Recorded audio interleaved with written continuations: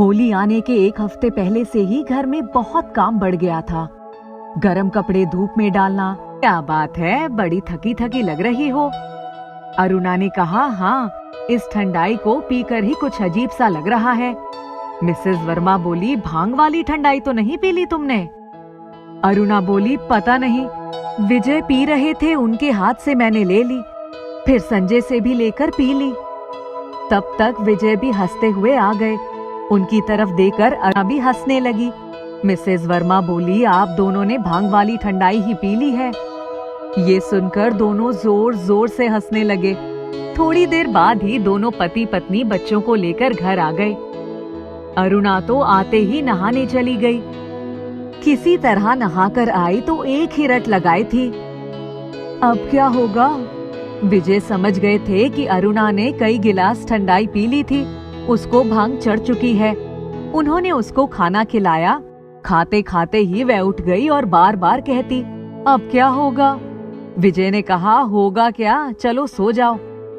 विजय और बच्चों ने भी खाना खाया। तब तक दरवाजे की घंटी बजी तो देखा अरुणा के माँ पिताजी खड़े थे। विजय ने उनको बैठाया, तभी अरुणा अंदर से हंसते हुए आई और बोली, अरे माँ, आप? इसके बाद वे लगी कहने, माँ अब क्या होगा? विजय ने कहा, तुम जाओ, सो जाओ, कुछ नहीं होगा। माँ आश्चर्य से अरुणा को देख रही थी। विजय उसे अंदर ले गया। फिर आया तो बताया कि पार्क में ठंडाई पी थी, उसमें शायद भांग थी, वही चढ़ गई है। उसकी माँ ने कहा, ओहो, तभी मैं कहूँ कि हुआ क्या है इसको। उसी वक्त अरुणा कमरे में से भागती हुई आई और बोली, अरे मैं उड़ी जा रही हूँ, कोई मुझे बचाओ। फिर वे ठहाके लगाते हुए माँ के पास बैठ गई और बोली, अब क्या होगा? माँ ने कहा, इसको बहुत ज्यादा चढ़ गई है। जब सब खाना खाने बैठे तो अरुणा खाना मांगती ही जा रही थी, उठने का नाम ही नहीं ले रही थी। उसको जबरदस्ती उठाया गया और जबरदस्ती सुलाया गया। सोते समय भी वह बार बार कहती जा रही थी, अरे मैं तो उड़ी जा रही हूँ, कोई मुझे बचाओ। किसी तरह वह सो गई। होली के दिन रंग में भंग पड़ने से सभी परेशान हो गए थे। सुबह जब अरुणा उठी तो बिल्कुल सामान्य थी। जब सबने पूछा कि क्या हुआ था, तब उसने बताया, ठंडाई पीने से उसे इतना अच्छा लगा कि वह 4-5 गिलास पी गई। पहले तो उसे बहुत मजा आया, फिर घबराहट होने लगी। उसने बताया कि उसके दिमाग में एक ही बात अटकी थी कि उसे कुछ हो जाएगा तो कल के अखबार में यही खबर छपेगी कि होली में भांग पीने से महिला की मौत हो गई। बच्चे बिलख रहे हैं, पूरे परिवार की होली के रंग में भंग पड़ गया। सबने खूब ठहाके लगाए और अरुणा ने उस दिन कसम खाई कि आज के बाद वे होली के ऐसे मौकों पर पीने से पहले आश्वस्त हो लेगी कि इसमें भांग तो नहीं है, क्योंकि उसकी जरा सी भूल ने सबका मजा किरकिरा कर दिया था। एक गांव में मुन्नू लाल नाम का एक व्यक्ति अपनी छोटी सी कुटिया में रहता था। मुन्नू लाल पूरे गांव में सबसे गरीब व्यक्ति था। मुन्नू लाल जब भी अपने दोस्तों के बीच बैठता था तो सभी उसका मजाक उड़ा दिया करते थे। एक बार मुन्नू लाल ने अपने दोस्तों को यह बताया कि उसके पूर्वज राजा महाराज थे और वो बड़े ही धनी परिवार का सदस्य है। उसके आगे पीछे दाएं बाएं नौकर चाकर घूमते टहलते रहते हैं। उसके दोस्त बोले, अरे तुम तो गांव के सबसे छोटी कुटिया में रहते हो ना, तुम्हारे आगे कोई है ना पीछे कोई है, और तुम कहते हो तुम्हारे पूर्वज राजा महाराज थे। सभी हंसने लगे। मुन्नू लाल कहता है, मैं सच कह रहा हूँ, मुझे बचपन से ऐसे ही सपने आते हैं। दोस्त हंसते हुए बोले, अरे तो सपना सिर्फ सपना ही होता है, सच थोड़ा ही होता है। मुन्नू लाल बोला, अरे नहीं नहीं, ये कोई आम सपना नहीं है। वो कैसे? मुन्नू लाल कहता है, मैं बचपन से हर रात एक ही सपना देखता था कि मैं बहुत ही अमीर और राज घराने का सदस्य हूँ। इसलिए मैं बहुत परेशान रहता था कि मुझे ऐसे सपने क्यों आते हैं। यही पता लगाने के लिए मैं एक बाबा के पास गया और उन्हें अपनी सारी बातें बता दी। बाबा ने मुझसे कहा कि तुम्हें ये सपने बेवजह नहीं आते हैं। तुम सच में एक राजघराने से हो।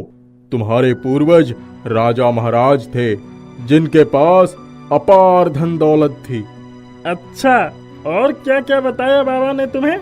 बाबा ने आगे कहा कि तुम्हारे पिताजी राजस्थान के बहुत बड़े राजा थे। उनकी सल्तनत बहुत दूर तक फैली हुई थी। एक बार उनकी सल्तनत पर चुपके से कोई दुश्मन राजा ने हमला कर दिया और उनके सारे सिपाहियों को मार डाला।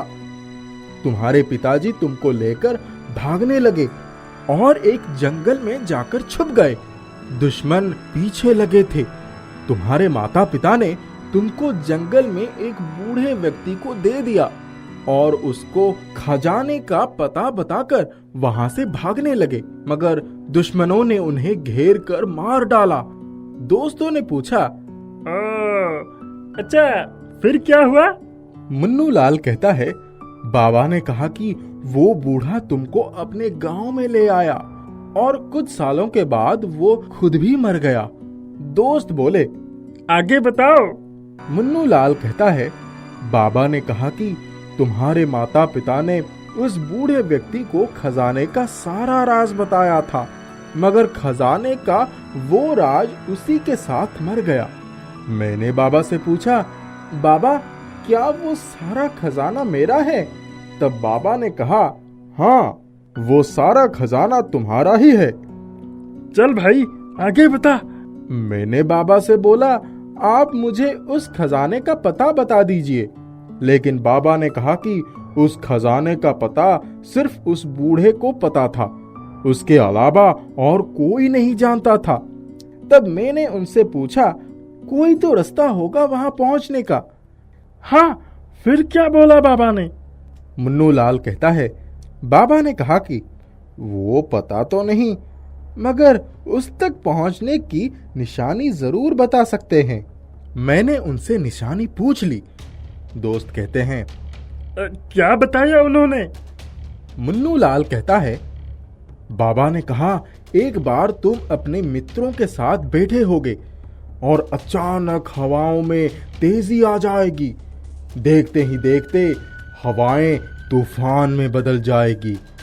बिजलियां जोर जोर से कड़कने लगेंगी। फिर अचानक एक बिजली आसमान से गिरेगी और धरती को चीरते हुए पाताल तक चली जाएगी। मैंने बाबा से पूछा, आगे क्या होगा? तब बाबा ने कहा कि उन्हें नहीं पता आगे क्या होगा, बस इसी घटना के बाद मुझे वो खजाना मिल जाएगा, इतना ही उन्होंने बतलाया। इसके बाद वो बाबा मुझे कभी मिले ही नहीं। अरे, इस बात को कितना समय गुजर गया? मुन्नू लाल ने कहा, 10 साल। दोस्तों ने मजाक उड़ाते हुए मुन्नू लाल से कहा, उस बाबा ने तुमको बेवकूफ बनाया है, वरना अब तक वो खजाना तुमको मिल गया होता। शायद तुम लोग ठीक ही कह रहे हो। वो सपना, वो खजाना, इन सब की कोई हकीकत नहीं। कुछ दिनों के बाद गांव में भूखमरी फैल गई। गांव के लोग बहुत परेशान थे। खाने के लिए किसी के पास भी राशन नहीं था। गांव के लोग थोड़ा थोड़ा खाना खाकर काम चला रहे थे। देखते ही देखते हालत और खराब होते जा रहे थे। एक दिन मुन्नू लाल अपने सारे मित्रों के साथ बैठा था और सारे मित्र गांव में आई भुखमरी के बारे में बातें कर रहे थे। अचानक आसमान पर काली घटा छा गई और तेज हवाएं चलने लगी। देखते ही देखते वो हवाएं तूफान में बदल गई और बिजलियां चमकने लगी और अचानक एक बिजली आसमान से गिरी और धरती को चीरते हुए पाताल में चली गई। सारे लोग हैरत से ये सब देख रहे थे। इतने में मुन्नू लाल आगे बढ़ा और उस स्थान के पास गया। तभी उसका पैर फिसला और वो उसी गड्ढे में जा गिरा। मुन्नू लाल बहुत डर गया था और डर के कारण वो बेहोश हो गया। जब मुन्नू लाल को होश आया तो वो एक अजीब सी जगह पर था। उसे कुछ समझ नहीं आ रहा था कि वो क्या करे। फिर अचानक उसकी नजर जमीन पर पड़े एक चश्मे पर पड़ी। उसने वो चश्मा उठा लिया। इतने में ऊपर से किसी गांव वाले ने रस्सी फेंका और मुन्नू लाल रस्सी थामकर ऊपर आ गया। अब मुन्नू लाल उस चश्मे को लेकर गांव वापस आ गया था। एक बार मुन्नू लाल उसी चश्मे को लगाकर गांव में घूम रहा था। अचानक उसे जमीन के अंदर की चीजें दिखने लगी। मुन्नू लाल हैरान रह गया। उसने जैसे ही अपना चश्मा उतारा तो जो कुछ भी दिख रहा था वो सब दिखने बंद हो गया। मुन्नू लाल ने फिर वो चश्मा लगाया तो उसे जमीन के अंदर तक सब दिखने लगा। मुन्नू लाल उस चश्मे को लगाकर किसी की खेत की ओर से गुजर रहा था। तभी उसे जमीन के अंदर कुछ बक्से दिखे। उसने जमीन खोदना शुरू कर दिया। जमीन खोदने के बाद उसने उन बक्सों को निकाला और खोलने लगा। जैसे ही बक्से खुले, उन बक्सों में से हीरे, सोने, जेवरात और अशरफियां निकलने लगी। फिर वो गांव वालों से नजर छुपाकर सारा खजाना लेकर अपनी कुटिया तक आ गया और अपने कुटिया के पीछे लाकर छिपा दिया। और धीरे धीरे उस खजाने से उसने अपने गांव में आई भुखमारी को दूर कर दिया और वो खुद भी बहुत अमीर हो गया। उसका रहना सहना वैसी ही हो गया जैसा वो दोस्तों से बताया करता था। एक दिन वो सो रहा था, तभी उसके सपने में एक राजा आया। उस राजा ने मुन्नू लाल से कहा, बेटा, मैं तुम्हारा पिता हूं।